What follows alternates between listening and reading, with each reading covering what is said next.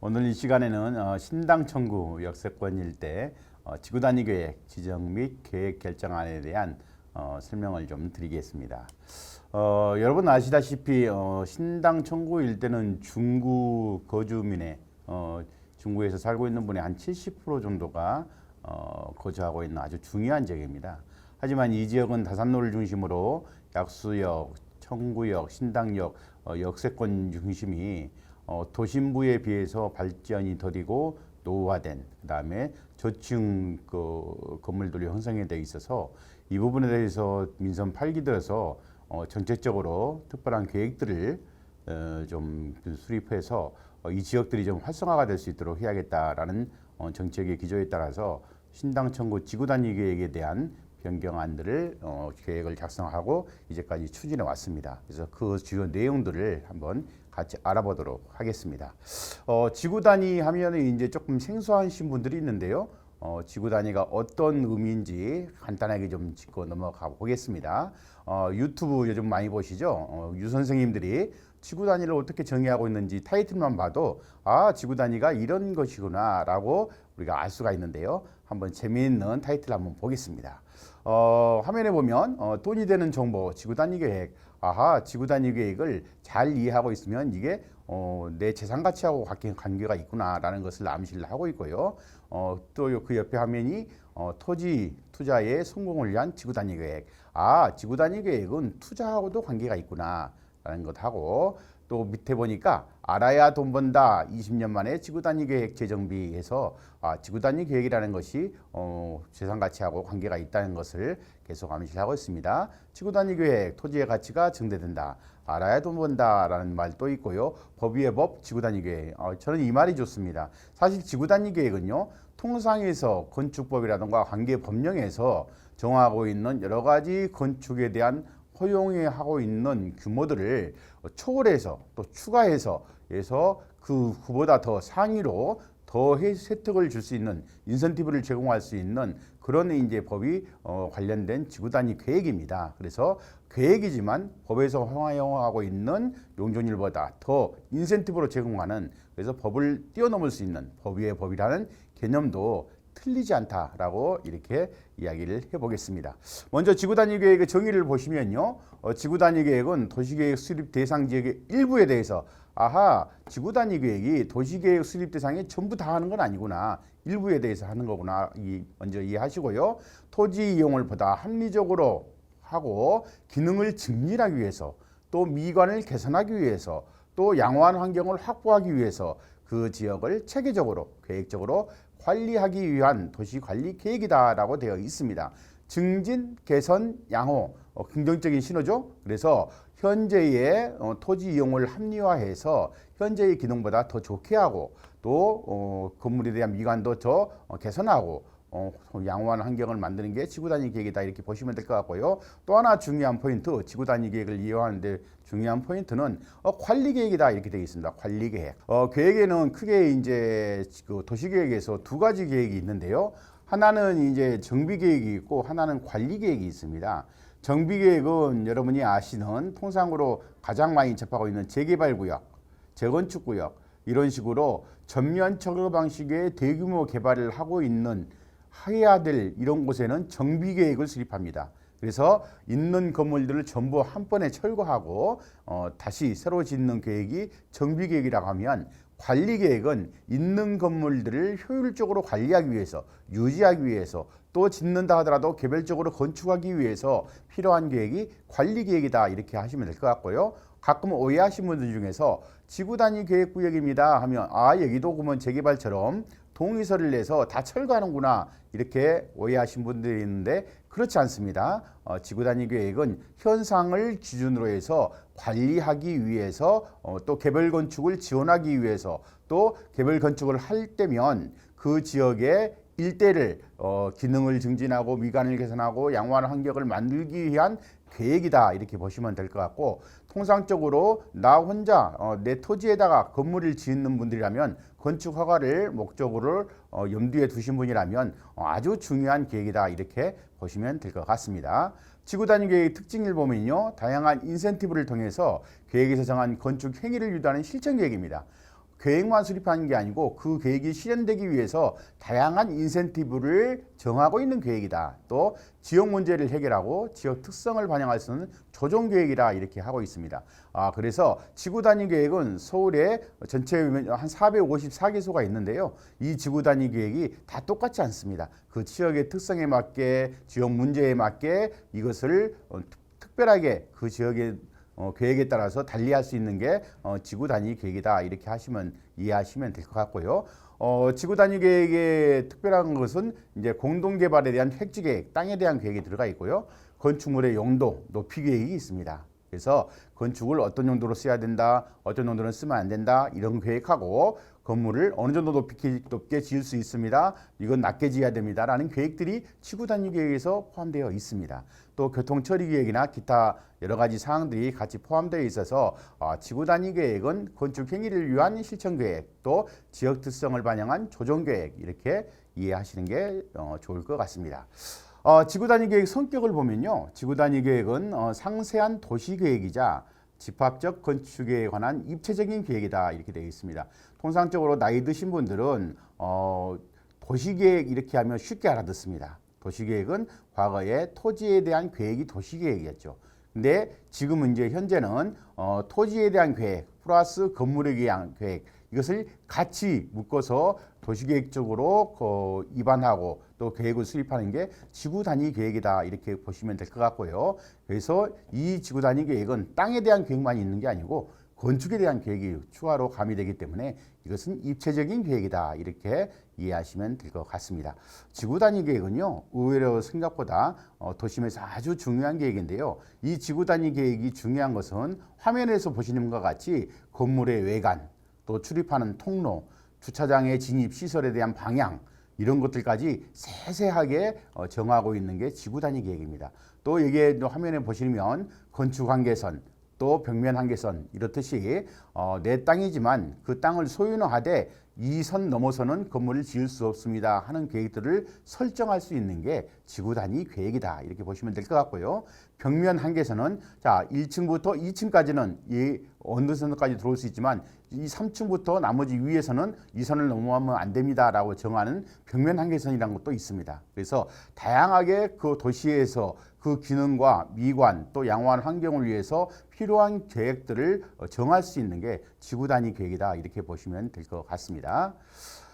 이제 지구 단위 계획의 요소는요. 먼저 획지 계획을 기준으로 해서 기본적으로 획지 계획을 최소화하게 되어 있습니다. 그래서 반드시 필요한 경우에 획지 계획을 수립하되 맹지 방지라든가 기반시설 또는 공공용지 확보 등을 위해서 획지 계획을 수립하고요. 또 계획 용도 및 가로 특성에 부합하는 계획을 해서 적정한 규모로 개발을 유도하게 하는 게 이 획지 계획입니다. 예를 들어서 도심에서 작은 필지들이 모여 있어서 그 필지별로 따로 건물을 지으면 조그만 건물밖에 만들 수가 없습니다. 그래서 토지를 효율적으로 이용하거나 또 토지의 공간에 적정성 있게 규모를 확보하기에는 어려운 경우가 있어서 이런 경우에는 획지 계획을 통해서 작은 필지들을 같이 묶어서 공동으로 개발하도록 유도하는 것, 또 지정하는 것 이런 것들이 획지 계획이라고 보시면 될 것 같고요. 도심의 특성상 토지를 효율적으로 이용하고 일정한 규모 이상의 건축물들이 지어질 수 있도록 건축될 수 있도록 유도하는 게 획지 계획이다 이렇게 보시면 될 것 같습니다. 획지 계획의 요소는 화면에 보시는 바와 같이 이해하시면 될 것 같고요. 특히 여기서 이제 획지 계획에서 중요한 것은 공동개발이라는 개념이 나옵니다. 공동개발 지정, 공동개발 권장 이렇게 되어 있는데요. 화면에 보시면 가운데 화면에 보시면 공동개발 지정하는 것은 그 뒤에 맹지라고 되어 있는 필지 같은 경우는 그 도로 그 부지에 접할 수 있는 도로가 연결이 안 되어 있습니다. 그래서 이 경우에는 앞집에서 따로 건물을 지어버리면 뒷집은 영원히 그 집으로 들어갈 수 있는 필지로 들어갈 수 있는 진출입로가 확보가 안 되기 때문에 이럴 경우에는 그 앞에 있는 부지하고 의무적으로 같이 짓도록 공동개발을 지정을 하게 됩니다. 그러면 여기에 있는 이 두 필지는 설사 소유자가 다르다 하더라도 집을 지을 때는 반드시 이 두 개 필지를 합해서 지어라 라는 의무조항을 들은 거고요. 공동개발 권장 같은 경우는 앞에 이제 점선하고 가운데 필지하고 연계되어 있는데요. 이 경우에는 가급적이면 토지의 이용의 효율성을 위해서 두 개 필지, 앞에 있는 필지하고 가운데 필지를 같이 지었으면 좋겠다라는 이제 권장으로 묶어놔서 권장을 이행할 경우에 인센티브를 줘서 이게 실현될 수 있도록 하는 계획에 대한 방안이라고 보시면 될 것 같습니다. 그래서 획지계획에서는 공동개발을 지정했느냐, 공동개발을 권장했느냐, 또는 단독으로 이 필지를 개발할 수 있느냐, 이런 것들이 지구단위 계획의 획지계획에서 아주 중요한 요소라고 보시면 될 것 같습니다. 지구단위 계획의 요소 중에서요, 특히 이제 획지 건축물에 대한 계획이 있는데요, 소유자가 동일한 필지는 동시에 개발할 수 있도록 공동개발을 통상적으로 지정을 합니다. 또 소유자가 다른 경우에는 개발하는 것이 유리할 것으로, 같이 개발하는 것이 유리할 것으로 판단될 경우에는, 이럴 경우에는 권장으로 묶어두는데요. 또 하나 주의할 것, 지구단위 계획에서 소유자가 같아서 공동개발로 지정되어 있는 필지를 따로따로 누군가가 소유를 취득할 경우에는, 이 경우에는 소유자가 다르게 돼서 나 혼자 집을 짓기 위해서 땅을 소유했다가는 건물을 못 짓는 경우가 생깁니다. 그래서 지구단위 계획구역에서 토지 거래를 하실 경우에는 반드시 이 부분이 공동개발로 지정이 되어 있는지, 공동개발로 권장이 되어 있는지, 아니면 단독개발이 가능한지, 이것을 확인하셔야 됩니다. 그래서 지구단위 계획은 내 필지, 내 토지에 대한 관리, 소유에 상당히 영향이 미치는 것이기 때문에 중요한 판단 기준으로 보실 수 있습니다. 지구단위 계획은 또 이제 교통처리 계획을 수립하고 되어 있는데요. 지구단위 계획에서 도로에서 바로 내 건물, 내 필지로 진입할 수 있느냐, 없느냐를 정하게 되어 있습니다. 그래서 이런 계획들은 원활한 교통 처리하고 보행 환경 개선을 위해서 차량 출입 불허 구간 등을 지정할 수 있습니다. 아래 표에 보시면요, 차량 출입 불허에 대한 부호 표시가 있고요. 또 제한적으로 차량 출입 불허하는 경우, 주차 출입이 가능한 경우, 공동 주차 출입이 가능한 경우, 이렇게 해서 지구단위 계획이 표시되게 되어 있으니까요. 내가 소유하고 있는 토지, 건물이 지구단위 계획에 들어가 있다 하면 내 건물이 대로변에서 바로 차량이 진입할 수 있나 없나도 지구단위 계획에서 다 표시되어 있다. 또 이게 반드시 건물을 신축할 계획을 갖고 계신 분은 확인해야 된다. 이걸 이해하시면 될 것 같습니다. 지구단위 계획, 신당 청구 지구단위 계획의 계획에 대해서 보겠습니다. 신당 청구 지구단위 계획은요, 신당동 100번지 일대에 19만 9천 평방미터 정도 됩니다. 이 지역의 용도 지역은 2종, 2종 7층, 3종, 그다음에 준주거, 일반 상업 지역이 고루 이제 분포되어 있는 지역이고요. 이 지구단위 계획의 목적은 신당 청구 환승 역세권의 도시 미래상을 설정하고 지역 활성화를 위해서 도시관리계획을 수립했습니다. 그래서 지역 활성화를 위한 도시관리계획 수립이라는 것은 아까 말씀드렸죠. 지구단위 계획이 무슨 계획이라고 했죠? 실천계획이다. 또 실행방안이다. 이렇게 했는데요. 이 지구단위 계획 수법을 통해서 이 지역 일대의 건축을 유도하고, 그 다음에 효율적이고 또 합리적인 토지 이용을 통해서 이 지역이 보다 더 활성화될 수 있는 기능이 증진되는, 미관이 개선되는, 양호한 환경이 조성되는, 이를 목적으로 지구단위 계획을 하고 있다. 이렇게 보시면 될 것 같습니다. 또 특히 도면에서 보시면 신당 청구 지구단위 계획의 노선별로 다산로를 따라서 쭉 이렇게 지구단위 계획 범위가 되어 있는데요. 그 범위를 중심으로 좌우 그 양측에 보시면 신당 19역 재개발이 현재 구역 지정돼서 추진 중에 있죠. 그 다음에 신당역 오른쪽에 보시면 역세권 장기전세주택이 최근에 구역 지정 신청이 지금 들어와서 사전 검토가 진행되고 있습니다. 그 다음에 그 청구역 쪽에는 신당 8 재개발, 신당 9 재개발, 약수역 쪽에는 신당 약수 도심공공주택 복합사업, 이렇듯이 이 일대가 대단위 개발이 지금 진행되고 있어서 이 일대의 대단위 개발을 배후에서 일어나는 대단위 개발을 효율적으로 대로변에서 받아주기 위해서 계획적인 측면에서 이를 반영하기 위한 게 신당 청구 지구단위 계획이다. 이렇게 이해하시면 될 것 같습니다. 대상지의 그 주변으로 개발 사업 아까 잠깐 말씀드렸는데요. 이 대상지 주변에 지구단위 그 재개발 사업이 추진 중이어서 향후 이 재개 대규모 개발이 되면 인구 증가, 그 지역의 위상이 완전히 달라집니다.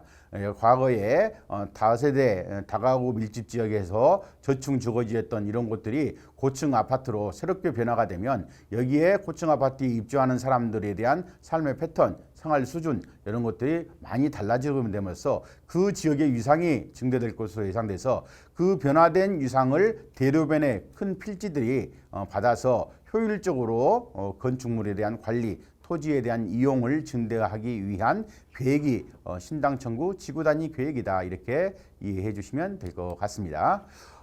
중구의 지구단위 계획 현황을 보면요, 중구는 이제 25개 구청 중에서 다른 구하고 달리 유독 도심지에 위치해 있는 입지 특성상 지구단위 계획으로 관리하는 구역이 많습니다. 그래서 중구 전체 면적의 35%가 지구단위 계획에 따라서 재산권의 영향을 받는 것 같이 참고로 이해하시면 될 것 같습니다. 민선 8기의 정책 변화는 이 지구단위 계획에서도 볼 수 있는데요. 과거의 지구단위 계획은 보존, 그 다음에 재생 유지였다면 지금의 민선 8기 들어서는 이제 보존과 재생에서 개발, 그 개발도 고밀 개발로 정책이 트렌드가 바뀌었습니다. 그래서 인구 밀집 지역인 다산로변의 고물 벽화 개발을 수련하기 위해서 높이 규제를 추가로 완화하고 민간 개발 사업을 촉진하는 방안을 추가로 검토했는데요. 그 내용 중에 하나가 개발 규모에 따라서 높이를 대폭 완화했습니다. 또 특별계획구역을 3개소를 지정을 해서 이 특별계획구역에서 개발이 할 경우에는 다양한 인센티브를 제공함으로써 민간이 효율적으로 또 적극적으로 이 개발 사업에 참여할 수 있는 유인책을 마련했다, 이렇게 보시면 될 것 같습니다. 지구단위 계획 수립 방향은요, 먼저 신당 청구역 일대의 중심 기능을 강화하는 겁니다. 역세권 하죠. 역세권의 중심 기능을 강화해서 역세권이 의외로 중구에 있는 역 주변이 저이용 부지로 해서 아주 낙후되어 있는 곳들이 있습니다. 이런 것들을 좀 개발을 해서 중심 기능을 강화하는 목표를 좀 세우고 있고요. 두 번째는 지역 산업 또 근린 서비스를 강화하고 쾌적하고 안전한 교통체계를 정립하는 게 계획 목표다, 이렇게 보시면 될 것 같습니다. 저희가 이제 이 과업을 수행하면서 그동안 몇 차례 변경이 있었습니다. 그래서 변경된 것이 1차 공람했고 2차 공람을 하고 다시 이제 2차 공람 이후에 심의 상정을 했는데 도시건축 공동위원회에서 심의 상정할 때 변화된 것들이 좀 있습니다. 그 중심으로 좀 설명을 해드릴게요. 3번의 기반시설 계획을 보면 당초에는 저희가 기반시설 계획에서 주차장을 도시계획으로 결정하는 계획이 없었습니다. 그런데 최근에 이제 마지막 심의 단계에서 주차장, 청구 공영 주차장을 주차장 도시계획 시설로 묶어가지고 주차장 개발을 확대하는 그 계획이 반영이 됐습니다. 또 특별계획 가능구역에서 3개소를 신설을 했습니다. 그래서 이 청구 쪽에 그 다음에 신당 공영주차장에서 3개소의 특별계획 가능구역이 신설이 됐다는 거 하고 6번에 최고 높이가 좀 변화가 되어 있습니다. 원래 당초에 공람할 때 태계로변에 70m, 그 다음에 90m에서 개발 규모 600 이상일 경우는 90m까지 높이를 완화해주겠다 했는데 심의할 때 600이 조금 적다. 그래서 서울시 참 심의위원들께서 600보다는 조금 더 큰 규모로 했을 때 혜택을 주는 게 맞겠다라고 그 심의 결정을 하셔서 90m에 대한 높이를 받으려면 개발 규모가 1000평방미터 이상, 평수로 하면 330평 정도 되겠죠. 그 정도 개발이 이상이 할 경우에는 기존에 나 혼자 건물을 짓는 것보다는 높이를 20m를 더 주겠다, 이렇게 계획이 반영이 되어 있습니다. 그 다음에 교통처리 계획에서도 주차장 설치 기준이 좀 일부 완화가 됐다, 이렇게 보시면 될 것 같습니다. 당초 관선부의 한정에서 구역 경계를 또 했었는데요. 신당 19역 재개발 구역이 확정됨으로써 오른쪽 결정안에 보면 신당 19역 재개발에서 빠졌던 부분, 이 떡볶이 골목에 있는 건물들이 일부가 이번에 신당 청구 지구단위 계획으로 편입이 돼서 재개발할 곳은 재개발 구역 정비 계획으로, 재개발에서 포함되지 않는 곳은 신당 청구 지구단위 계획으로 해서 계획적으로 관리할 수 있는 틈틈이 빈틈이 없이 관리할 수 있는 체계가 진행이 됐다, 이렇게 보시면 될 것 같습니다. 용도 지역에서는 금의 용도 지역 변경은 없습니다.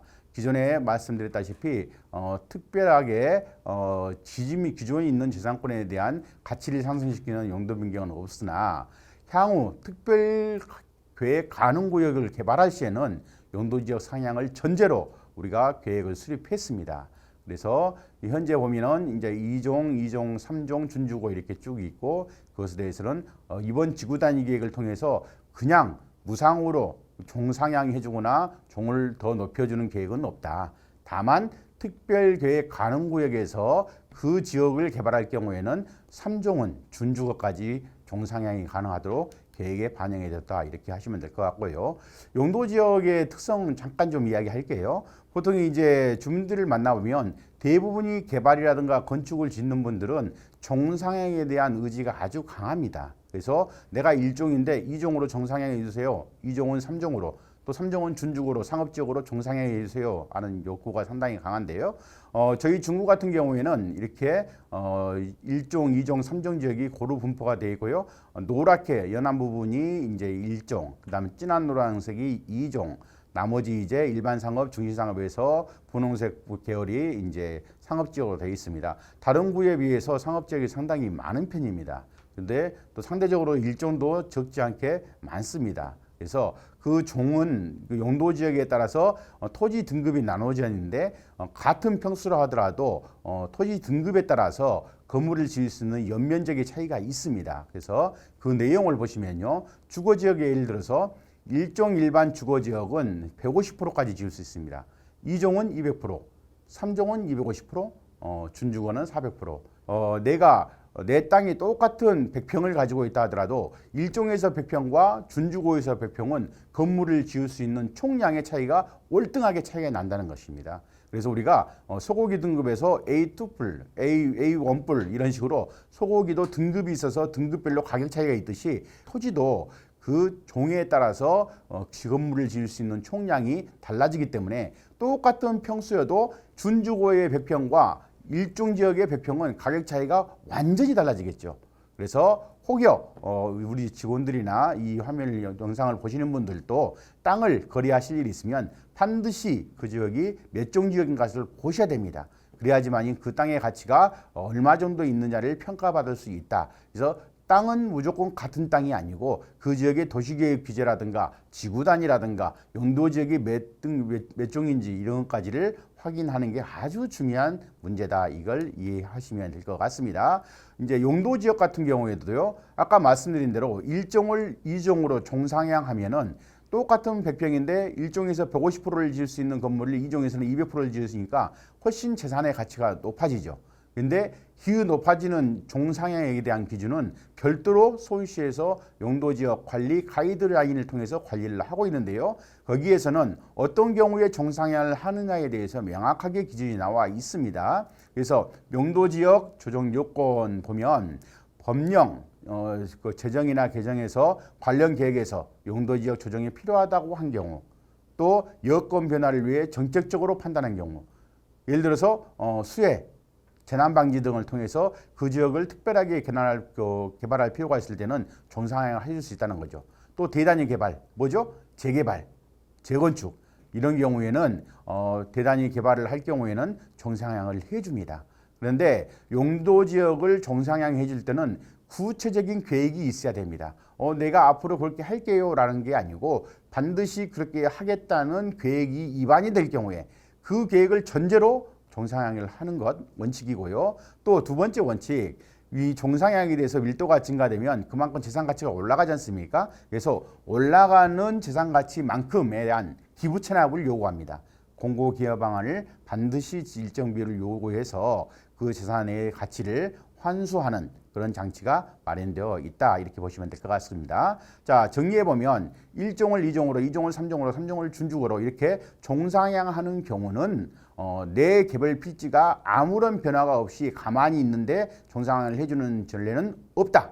다만 종상향이 필요할 경우에는 대규모 개발이라든가 지구 단위에서 특별계획구역으로 묶여서 통합개발을 한다든가 이런 예외적인 규정이 있을 때는 종상향이 할 수 있다. 이렇게 이해하시는 게 좋을 것 같습니다.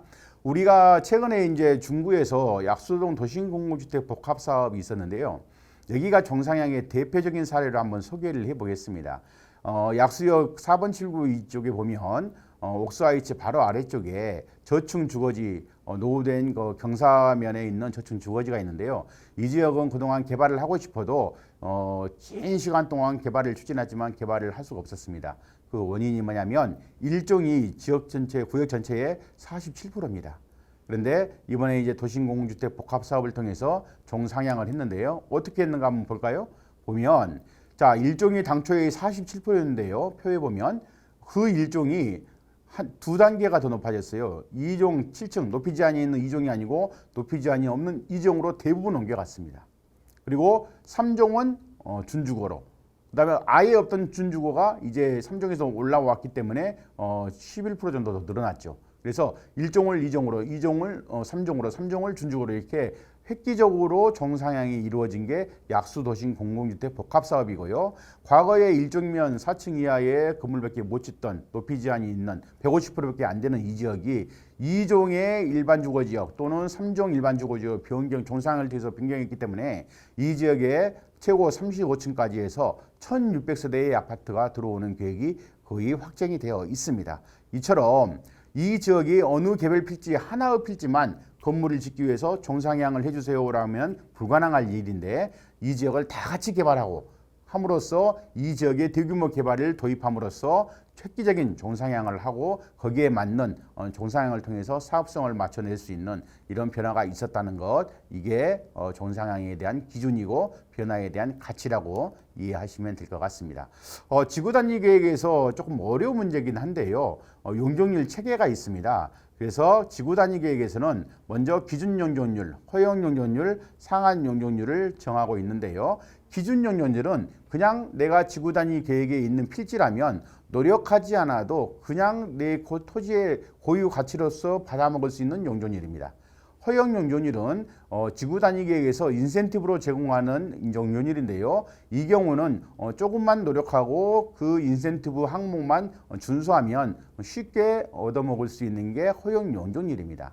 상한 용적률은요, 내가 가지고 있는 토지의 고유 가치보다 또 내가 인센티브로 제공하고 있는 기준적으로 받을 수 있는 그런 용적률보다 좀 더 적극적인 노력이 필요하면 받을 수 있는 용적률인데요. 상한 용적률의 예시를 보면 공공시설 부지 또는 건축물을 설치 제공, 기부채납이죠. 또 공동개발의 특별 지정, 여기도 나 혼자 개발할 때는 상한 용적률을 받기 어렵지만 같이 또 규모 있게 개발할 경우는 특별하게 용적률을 덤으로 더 주는 이런 상한 용적률을 받을 수 있다. 또 지구단위 계획 결정을 통해서 추가로 부여할 때 상한 용적률을 받는다, 이렇게 하고 있는데요. 자, 어떤 변화 차이가 있는가 볼까요? 기준 용적률, 허용 용적률을 보면요, 용적률 변화가 크지 않습니다. 2종 일반 주거지역 같은 경우는 허용 용적률이 200으로 되어 있죠. 3종이 250, 준주거가 400, 또 일반 상업이 800 이렇게 되어 있는데요. 이것은 허용 용적률은 내가 가지고 있는 고유 가치에서 기준 용적률에서 조금만 노력하면 800까지는 받을 수 있다, 상업지역의 경우. 그런데 상한 용적률은 내가 특별한 노력, 특별한 계획, 특별한 조치를 가지고 받을 수 있는 용적률인데요. 그 규모가요, 여러분 놀라지 마세요. 법 적용 용적률의 2배를 받을 수 있습니다. 800을 받던 일반 상업지역이 1600을 받을 수 있고요. 또 2종 일반 지역 같은 경우는 400%로, 3종 같은 경우는 500%, 준주거는 800% 용적률.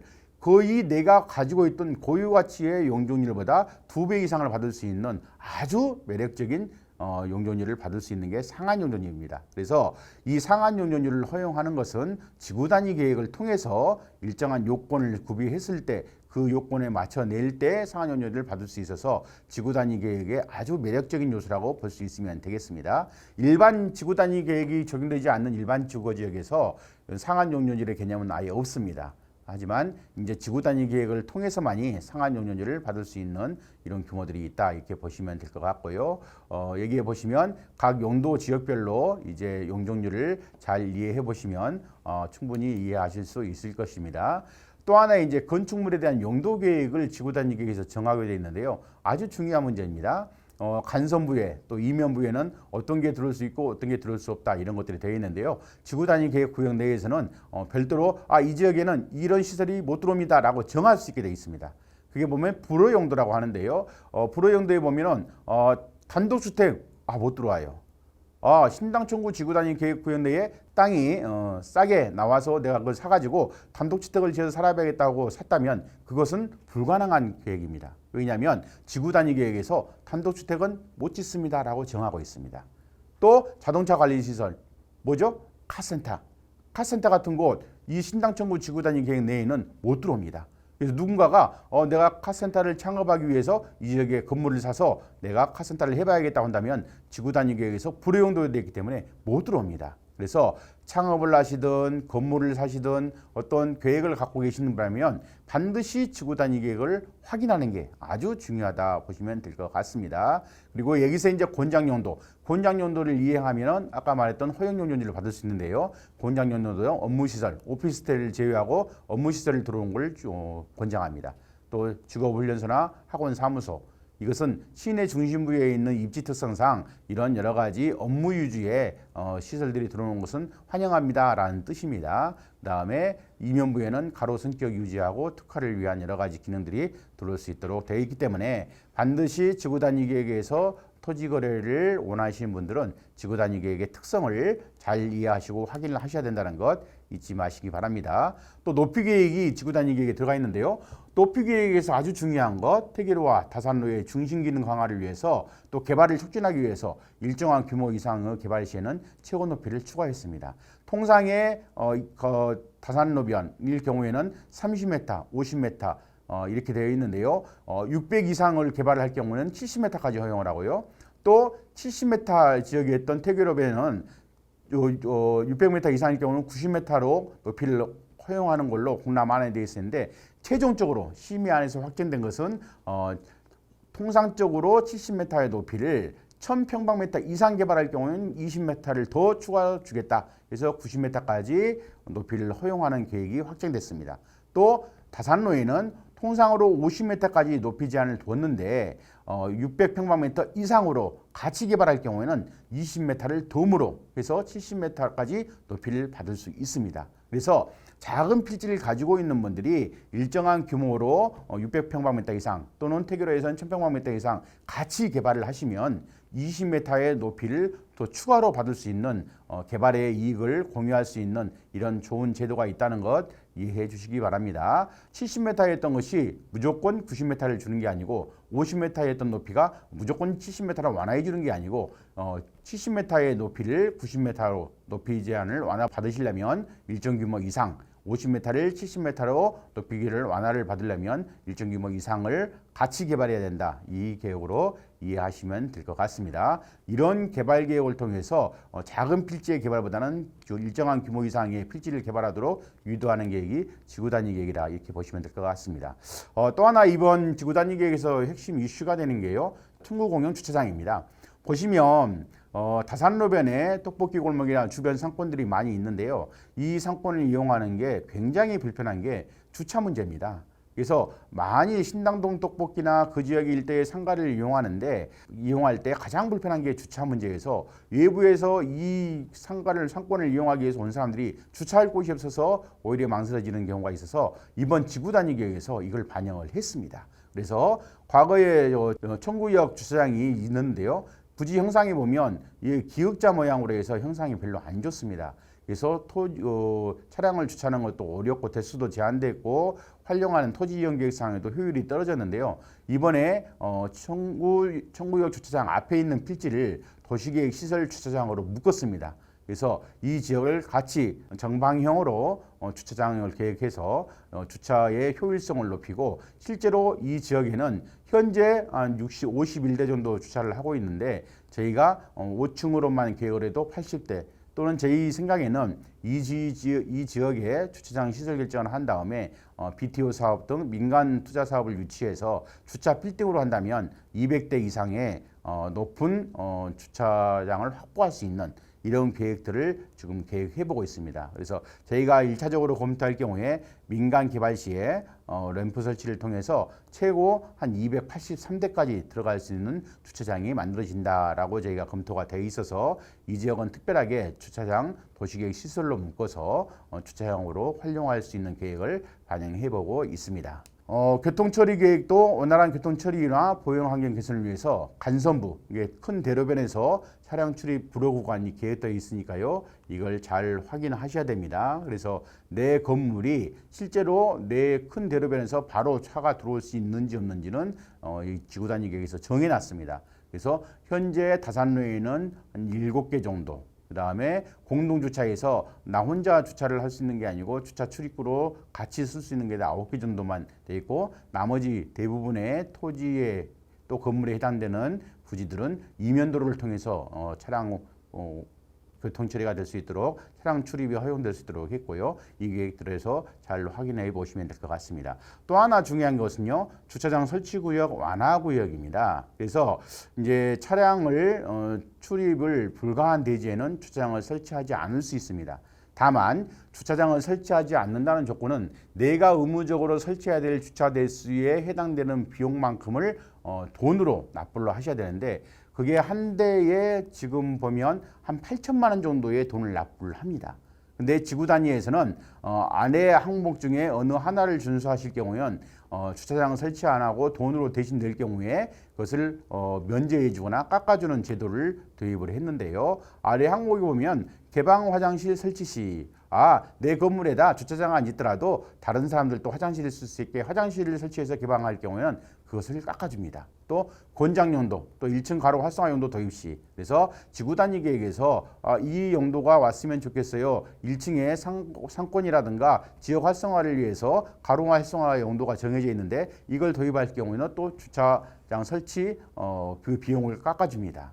또 간선도로 전면 공지 1m 추가 확보 시 해가지고 간선도로분에 공지를 1m 정도 더 추가로 내놓으면은 이렇게 깎아준다 되어 있는데요. 완화 계획에서 보면 100% 완화 시는 조건 1개 준수 시 설치 비용 50%, 2개 이상 준수 시 100% 면제를 해줍니다. 그러니까 1, 2, 3에 대한 항목이 있는데, 1개만 준수해도 내가 내야 될 돈의 50%를 면제, 또 2개 준수하면 100% 면제해서 건축을 계획하시는 분들은 이런 주차장 출입 불가 대지일 경우에 주차장 설치 비용에 대한 면적 기준도 잘 확인해 보시는 것도 좋을 것 같습니다. 특별계획 가능구역 아까 말씀드린 대로 저희가 정했다고 했는데요. 청구역 1번 출구 일대, 그 다음에 그 맞은편에 국민은행 건물이 있는 쪽은 특히나 문화시장인가요? 그렇게 해서 문화시장 쪽에도 상당히 노후화되고 슬럼화되어 있는데 역세권임에도 불구하고 개발이 안 돼 있는 곳이 있습니다. 이것은 특별계획 관할구역으로 정해서 국민은행 뒤쪽인 문화시장, 그 다음에 청구역 1번 중구 공공공지 공원이 있는 쪽을 개발한 경우에는 특별하게도 인센티브를 제공하는 계획이 반영되어 있습니다.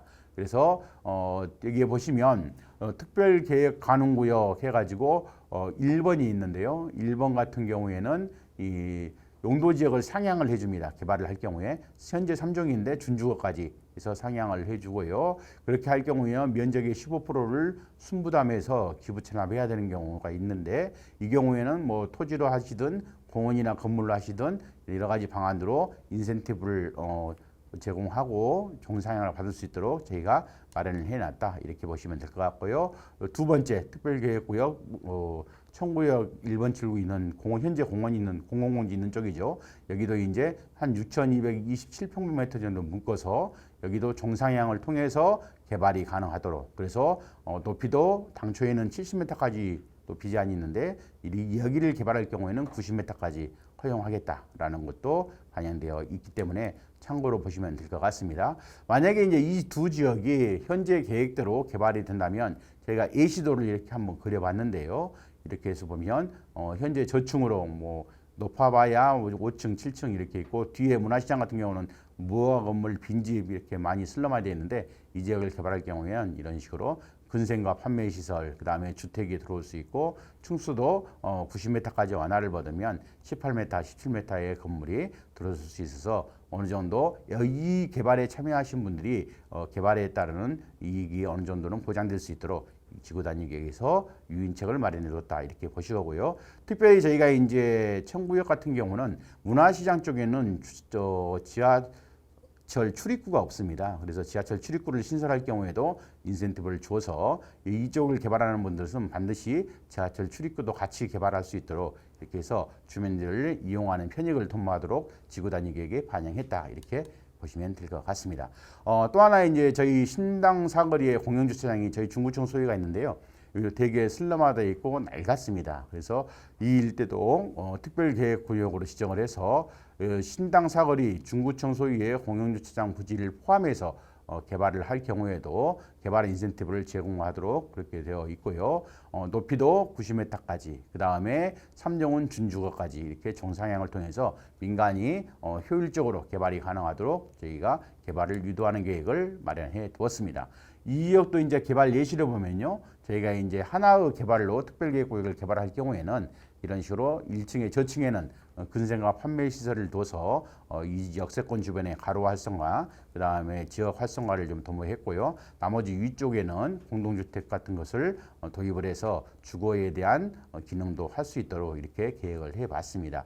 이렇게 이런 멋진 건물들이 들어설 수 있도록 유도하고 방향성을 주고 인센티브를 제공하는 게 지구단위 계획이다. 이렇게 보시면 될 것 같습니다.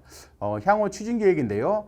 지구단위 계획은 2023년 7월에 저희가 주민 설명회를 했고요. 현재 이 지역에다가 건물을 지으려고 고민하고 계신 분들은 고시가 확정이 되면 이 확정된 계획을 가지고 건축 행위를 하실 수 있도록 여러분께서 준비하시면 될 것 같습니다. 긴 시간 동안 청취해 주셔서 감사합니다. 고맙습니다.